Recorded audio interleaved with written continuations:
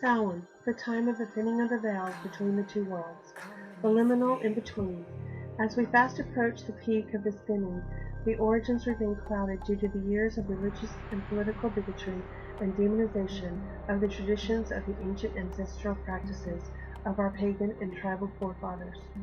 The best guesses to the start of our modern-day Halloween harkens back to the Celtic Druid tribes of the lands now known as Ireland, Great Britain, and the UK, and a few more scattered areas. The Celts' history goes back over 6,000 years ago, when they were a pastoral people, raising animals by grazing and developing their religion. Although the ancient Druids would not recognize the customs today, as they blended hundreds of times with many different cultures and suffered attacks by churches and governments alike, throwing half-truths, paranoia, and a total misunderstanding of the ancient beliefs and customs. However, through it all, Samhain has remained one of the oldest continuous celebrated festivals, despite the vicious attacks. The Celtic people celebrated 4 fire festivals. The ancients did not have a set date, but a set astrological point when such of these festivals would occur, in the cross of each fixed sign.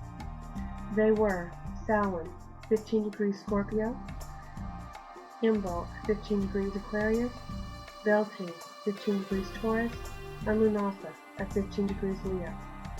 This precise timing set the eve of each celebration with a bonfire or bonfire.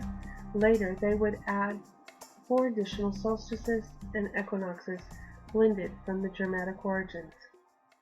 Samhain translates out to summer's end, and the legends of Ireland suggest this is when all the hearth fires were doused and then lit again from a central fire maintained by the Druids' holy men near the royal hill of Tara, a central fire of this nature called a need fire. The hearth fire was an important tradition for the home and represented the sacred fire which provided both heat through the dark time and nourishing food. The Celts believed the time of Samhain and Beltane to be mystical fissures in time that allowed the living to access the land of the dead, called the Tirnanog. They believed there was the death in life and life in death. This is considered today as the witches' new year, but to the Celts time was a circle, and Samhain, as well as Beltane, represents a point in time in which the natural order of the universe dissolves back into the primordial chaos, then re-establishing itself in the new order. Wherever there is a point in chaos is when magic is at its most potent.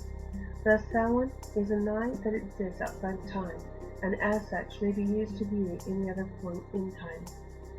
Celtic beliefs of the afterlife grew through the ages, but to the Celts, the Tirnanog would have been the heaven, except that they really had no view of heaven or hell, just the Tirnanog.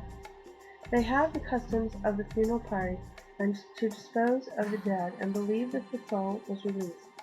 But during these times of Vinfeld, communications could come about, especially for those who had been more recently passed. And most importantly, the Celts did not fear their dead. They would leave food for a show of welcome to the spirit coming round to visit, a sign of hospitality, this the beginning of the treat in trick-or-treating.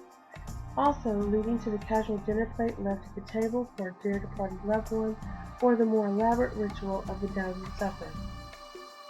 From these visits to the home table came the idea that the departed could give information about past or future events. This the beginning of magical practices of divination as Samhain. It was believed that they could assist the living in practical and spiritual matters. If the dead did a good deed for you, they would be rewarded and assisted in the rising in the Tirnanog. So they believed if they asked for assistance, it helped and aided their loved one in rising faster into the other world.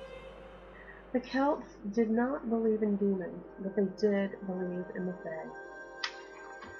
They believed that the Fae, not liking the intrusion, got angry at humans at this time for coming into their realm, and as such the Fae would prank them as punishment. Since Samhain was a time of open doors, the Fae would run free over the countryside wreaking havoc, even kidnapping a few. This was the scariest aspect to the Celts' tradition. The kidnapped would never return from the land of the Fae. Costumes and masks may have appeared here to distract the Fae and to hide from them. But others believed that it was a way for the participant to enter and play in the land of the in-between. Either way, tricking stemmed from the fairy pranks, and treating stemmed from leaving treats for the ancestors for favors and welcoming. The procession of people in costumes carrying torches to the bonfire, a spending the night dancing, divining, and feasting. This would have been the Celtic way. Then came Christianity. And although Christians had negative as well as some positive with the next part of the transformation of Samhain, first the Romans lending some influence. Samhain, being summer's end, was always a harvest festival, and the Romans had moved through Europe also, had a harvest festival called the Feast of Pomona. The Celts readily accepted this, blending the two traditions of most of the UK, keeping Samhain safe. Ireland was never invaded, so remained untouched till the Christians arrived. When Constantine declared Rome Christian, the Druid priests were hunted down and killed. As Christianity spread, and soon the misconceptions of the holiday did too. The land of the dead became hell, and other problems arose as well. Celts had always been free thinkers and adapted to others' views, but would never stop practicing their own pagan beliefs. So the church began the bribes. Yule became Christmas, Almond became Easter, then Imbolc, Candlemas, Lunasa, Lammas, Samhain, All Hallows Eve. Satan was introduced as the god or lord of Samhain. As the Christians believed, this was a deity involved in the celebration. At this the burning times came as well. Keepers of the old ways were burned as witches, and the church created offshoots of the original religion. All Saints' Day, All Souls' Day, All Hallows Eve, Hallowmas, Samhain, spawning all of these holidays, including our Thanksgiving. Dias de los Muertos had a little deviance in the story. Over in the Americas, it started as a time of special Aztec festival to their dead, originally in the middle of summer, but it morphed into a modern aspects after the Spanish conquered Mexico. It merged with the more traditional Catholic holiday as All Saints' Day, becoming the more modern version that was heavily sponsored. The government of Mexico declaring in 1960 an additional holiday for the Day of the Dead in hopes to unite the southern and northern parts of Mexico. We lose sight of the origins, but we still see the remnants of the ancient beliefs in today's practices, hiding all along amidst the religious holidays in plain sight.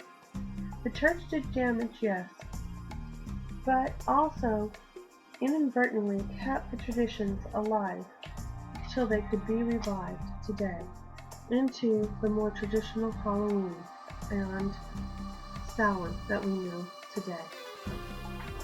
Thank you, and you'll have a blessed Samhain.